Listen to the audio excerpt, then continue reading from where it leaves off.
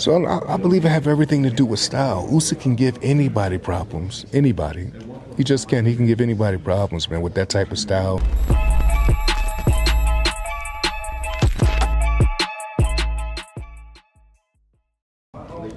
Pro boxing fans here with Malik Scott. Malik, how are you, mate? It's been a little while. I think last time I saw you was in Riyadh for the last fight. How are you? How's things? Good, man. Here with Wilder, baby. You already know, man. Most dynamic in the history of the sport.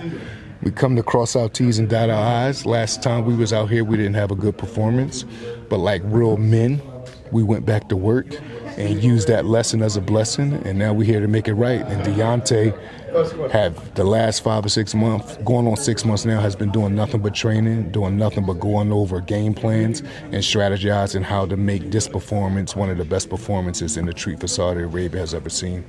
A lot of people were questioning Deontay, saying, listen, does he really want it? Does he really? That was the narrative that came out after the fight. It seemed like after Deontay lost that, maybe Deontay's not a big force no more. He wasn't getting mentioned in the big fights anymore. And people were questioning, does Deontay want it? Is he really there? Answer that for me then, Malik. I believe from just a standpoint of being his trainer, being someone that's like a brother to him, I truly believe. And I believe that because what is it left to get? It's still a huge goal of his to become undisputed heavyweight champion of the world, to be a 2-time heavyweight champion of the world. Those are goals that haven't gotten accomplished. When I've been in training camp with him, we've been going over drills, we've been sparring all type of styles, all type of sizes, and it's been very, very violent. And I'm looking forward to him being very, very violent and assertive Saturday night. He didn't pull the trigger against Joseph Parker. Why was that? I'm going to say inactivity, and I'm also going to say Andy Lee and Joseph Parker. Okay. It's a mixture. A fighter and a trainer having a good game plan, being methodical, and picking a time to be aggressive, and then you're facing a hard puncher like Deontay that hasn't fought in 2 years. So, you know what I mean? All the ducks lined up for them perfectly.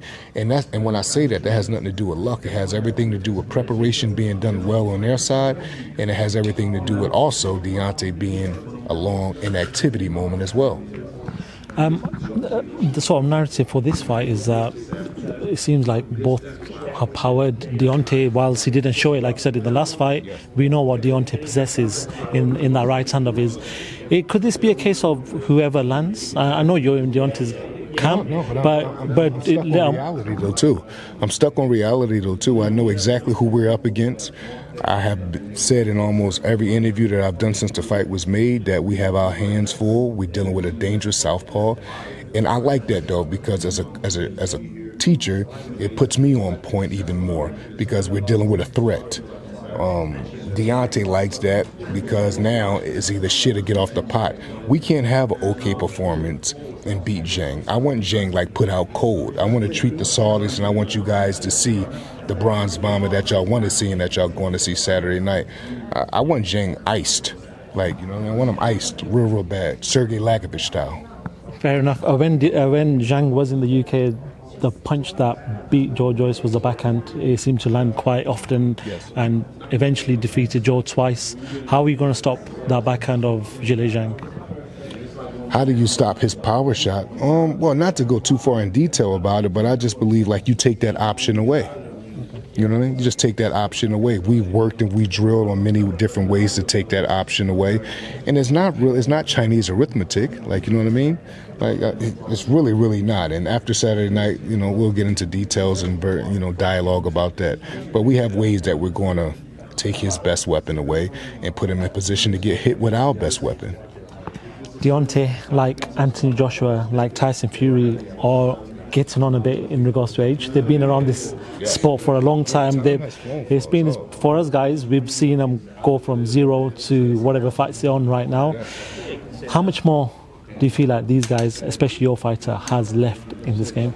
It's tough really to say, man. It's just all on him. I'm really focused on Saturday night because I think that will help with the telltale of things. And we'll have to see if he go in there and do what I believe and I know that he can do, that I've seen him do in training camp over and over again this camp, then he's going to look extremely dynamic and going to have an explosive performance, and he's going to win by a knockout.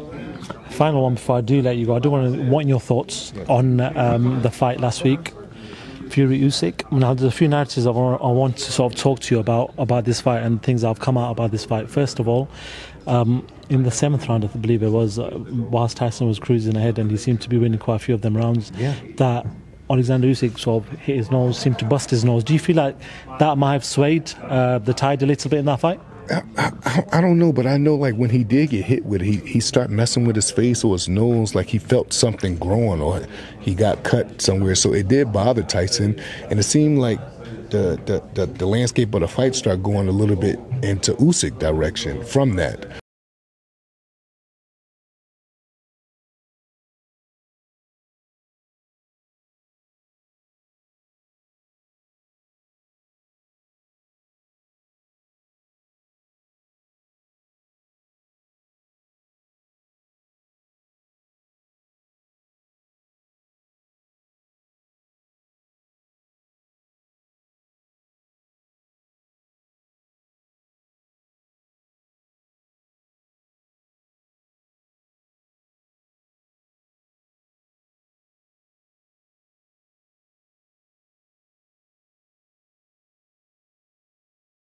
So I believe it have everything to do with style. Usyk can give anybody problems. Anybody. He just can. He can give anybody problems, man. With that type of style, he's in your face, but he's really not because he's close enough to defend himself, but close enough to hit you. They never know what angle he's going to come from because his lead hand is so level changing that, you know, he's a lot to deal with, man. And when you see how good he fought Fury, and you see how good he fight so many other guys, it lets you know you got to have a certain amount of respect for AJ, because AJ dealt with that shit for 24 rounds at a very competitive level.